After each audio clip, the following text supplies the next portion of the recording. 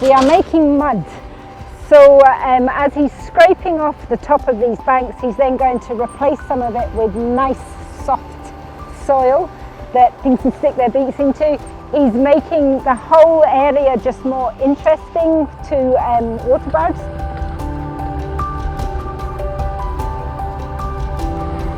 So he's creating humps, creating hollows, creating some little pools, creating scrapes, creating some channels as well, and just making the whole area feel like somewhere that if you're a water bird, you want to explore, because just around the next corner is going to be some food.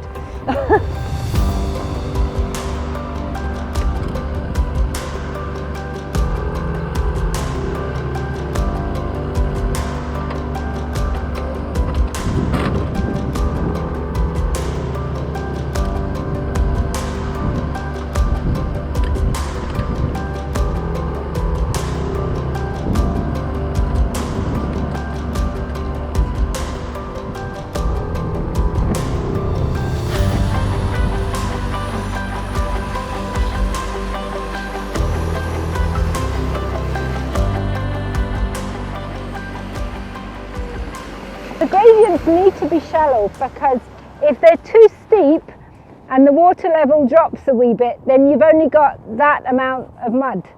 Whereas if they're nice and shallow and the water level drops by the same amount, then you've got a much wider strip of mud.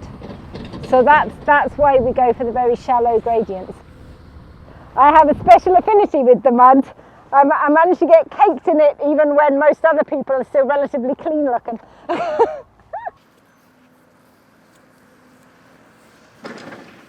This area here is more fen-like than the area over there, so it's more pools of water, which are great for dragonflies, damselflies, water birds, ducks, everything. You've also got this wonderful edge habitat. That mosaic of habitat, when you're trying to make the most of a relatively small bit of land, a mosaic of different habitats maximizes the different numbers of plants, animals, everything that you can get into it. So yeah, habitat mosaic, they're the buzzwords.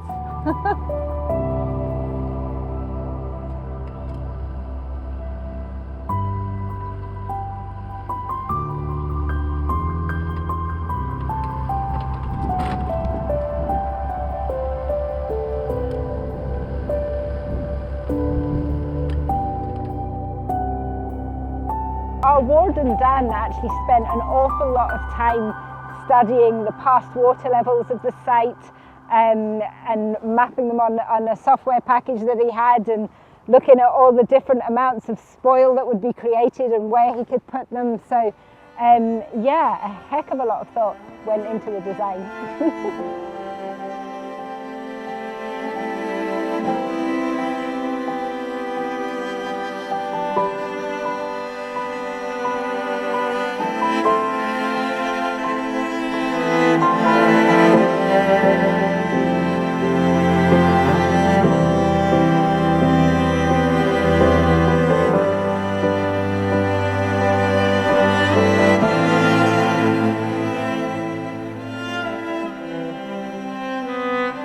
It's been a year now, and it's surpassed our wildest expectations, really. In terms of the birds we've had on it, it's made a huge difference to the reserve, and obviously that's had a knock-on effect for our visitors as well, because they've been able to see so much more than they would have done in the past.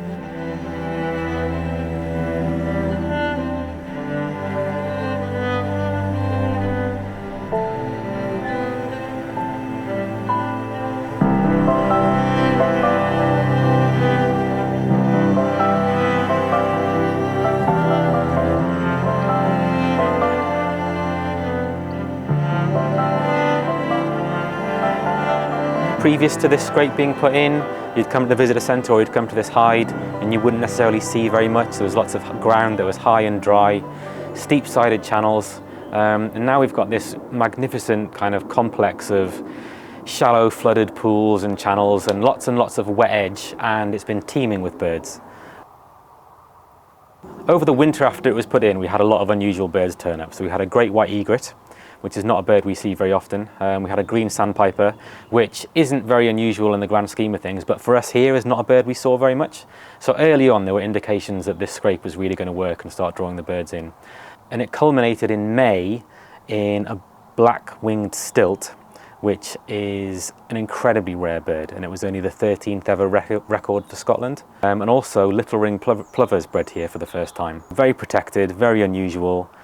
They do breed in central Scotland, but not very often, and to breed here is a fantastic achievement and a real endorsement of, you know, the quality of the habitat.